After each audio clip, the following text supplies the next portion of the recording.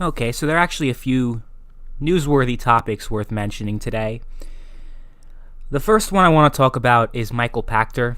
He's pretty much he's the most reputable video game analyst. People always look up to him and his opinions uh, because he's spent 30 years being a tech analyst, and he's gotten a lot of things right that a lot of people didn't expect. And that's all it takes. It takes one thing. It's like I remember Nate Silver, the runner of 538. And if you don't know what 538 is, it's pretty much a website that does election forecasts. And people didn't even know or care who Nate Silver was. I think he was. I think his claim to fame before running 538 was he correctly predicted fantasy baseball, something like that, some kind of thing, something to do with sports. My sports knowledge, I will admit, is not very, very strong, but I obviously know a lot of politics, so I know who Nate Silver is. When it comes to 538.com, predicts presidential elections. He became very well known and very reputable for predicting 49 out of 50 states in the 2008 presidential election, which was better than any other prediction. And then he also predicted all 50 states in the 2012 presidential election.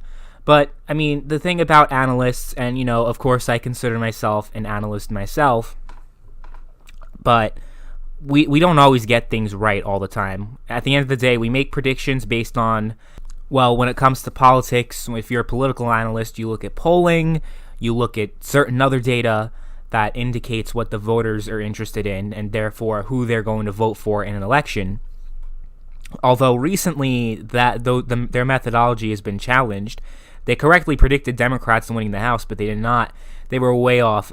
Even if you have the most bare bones knowledge of politics, you would all know that the polls got it completely wrong, because they said Hillary Clinton had it in the bag. She had a 65% chance of winning, or whatever it was. There were other websites like New York Times said she had a 98% chance of winning. So data isn't always the most reliable method, but when it comes to industries like gaming, you look at past and current market trends and you try to, use that data to predict what the future of the industry will be, what certain things will happen. So Michael Pachter is known for making weird and outlandish predictions.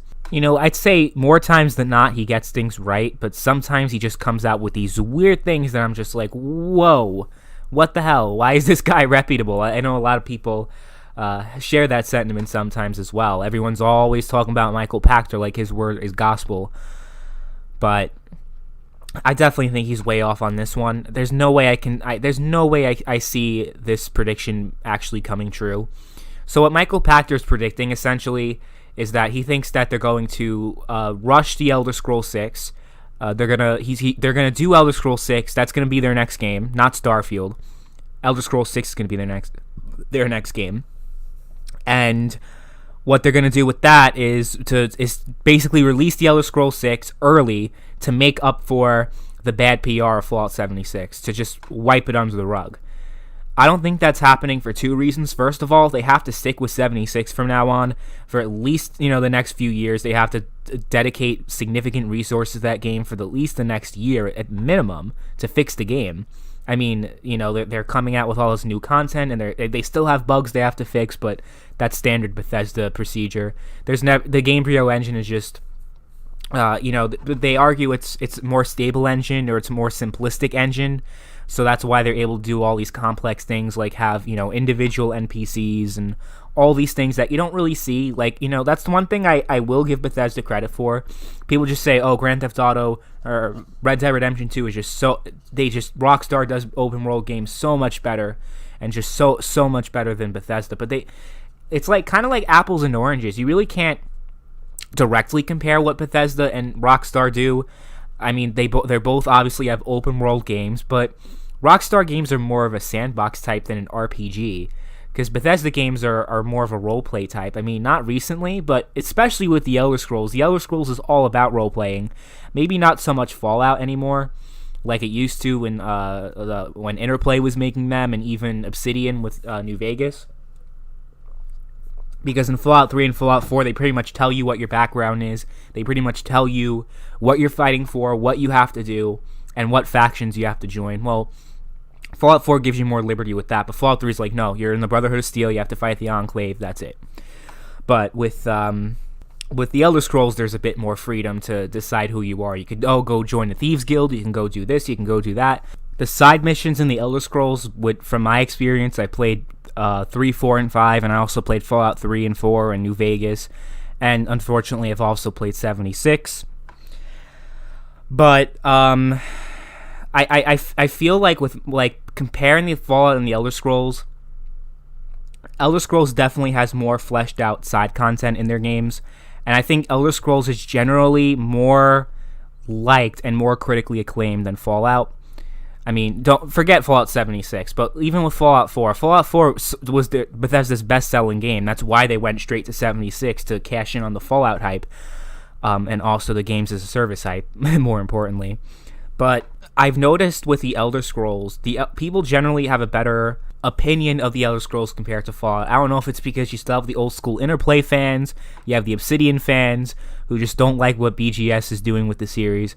But I honestly think that the Elder Scrolls is definitely much better. I've always had more fun with the Elder Scrolls than Fallout, and this is coming from someone who thinks that Fallout 4 is one of the best games of this current generation.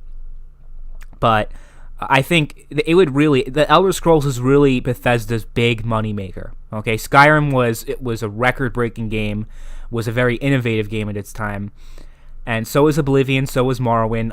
Every single Elder Scrolls game has been an improvement from the other, in my opinion. I know some people might say, oh, well, Oblivion was better than Skyrim. Of course, you're going to have some people who disagree, but generally I believe that with every iteration, they go forward and never backwards. I feel like they go backwards more often than forward with Fallout. Fallout 3 had much, even though it was pretty lacking in the role-playing department, you still had a good role-playing experience compared to Fallout 4 with the voice acting, so you had lower dialogue options. You know what I mean? So I generally believe that Fallout 4 was a step backwards from Fallout 3, especially since New Vegas came out after 3. And then you had 76, which just took away everything that made Fallout. But I'm not going to rant on 76 too much because it's like beating on a dead horse. But there's a reason why I've said all this, okay? I didn't just, say all this just, talking out of my ass. It's because this is important. This is important context here. Because the Elder Scrolls is Bethesda's single most important, most profitable, and most loved IP. So I find it very hard to believe that they are just going to rush it along to cash in on that, while not realizing that if they do that, they're going to rush the game, it's not going to be finished, and it's going to be another huge PR disaster. If they just say, oh, we're rushing Elder Scrolls 6, we're just going to rush production. Because they already, at this point, they have much more work done in Starfield than the Elder Scrolls 6. And Starfield, I remember Todd Howard was saying at E3, because he was trying to quell the bad PR relating to Fallout 76, and a studio known for making single-player games, doing a games as a service game, they kind of, to distract people from that. Oh, well, no, we're making Starfield. It's a single-player, new IP from Bethesda, very exciting. And then we're starting work on Elder Scrolls 6. But they said specifically, Starfield is playable, but I still don't think Starfield's coming out till 2020 at the earliest.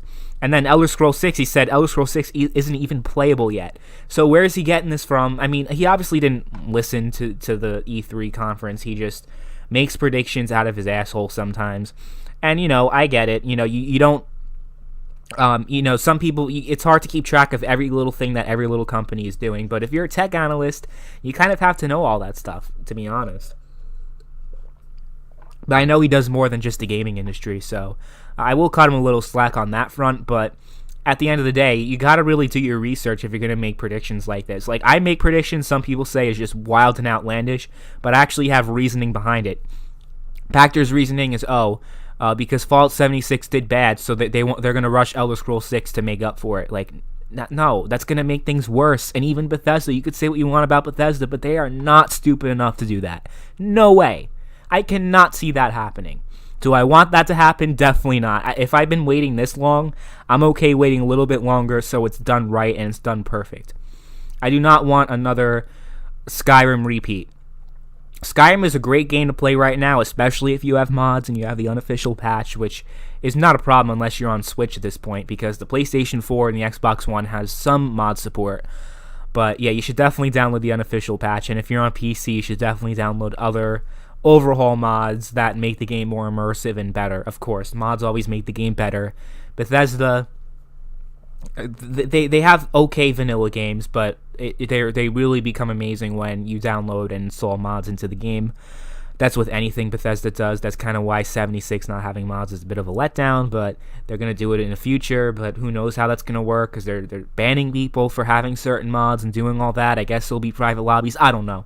Like I said, I do not want to focus on 76 as much.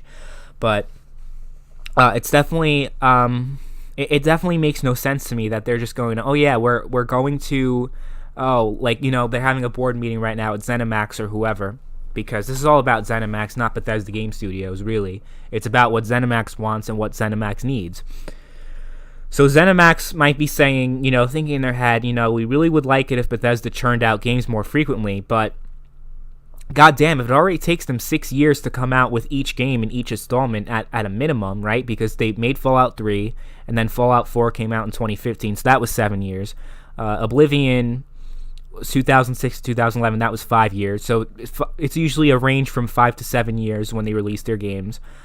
And I think the last thing that they're thinking right now in the board meeting is, when these games come out, I think, I cannot imagine, because these games already take long enough to make, and when they come out, they're not even finished. They still have so many bugs in certain points. If you play a Bethesda game at launch, most of the time it's unplayable at launch. You have to wait for a patch. You have to wait for multiple patches.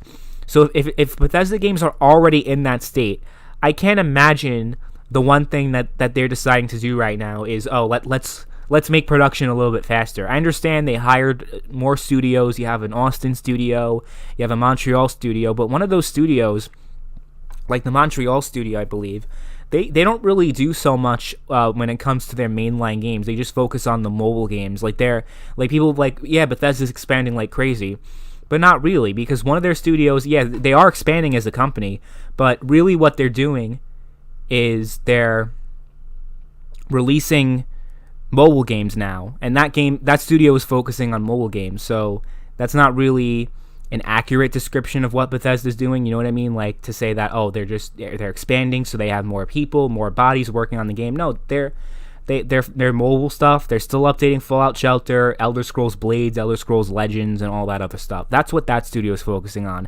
Now, I know the Austin studio has been working heavily on 76, so I guess they could pool resources from them, and maybe it'll go a little bit faster, but I doubt it. I mean, they didn't indicate, up until this point, they never indicated that they had any intentions on making production faster. They said, it's going to take, the time frame has not changed. That's what Pete Hines said. And I doubt they're going to change that because 76 didn't do well. If anything, they really need to make sure the game is perfect and right next time around than just releasing a broken, buggy mess that's even worse than Skyrim, because that's what's going to happen if they rush Elder Scrolls 6. It's going to be even worse than Skyrim on the PS3 and all, on all platforms, really. Skyrim was a buggy mess. I don't think they're going to rush Elder Scrolls 6. I highly doubt it. If you disagree with me, let me know, but everything I've seen from Bethesda, everything I've heard from Bethesda, and just common business sense tells me that this is just Michael Pachter has this very wrong. I don't think he's anywhere close to reality in this case.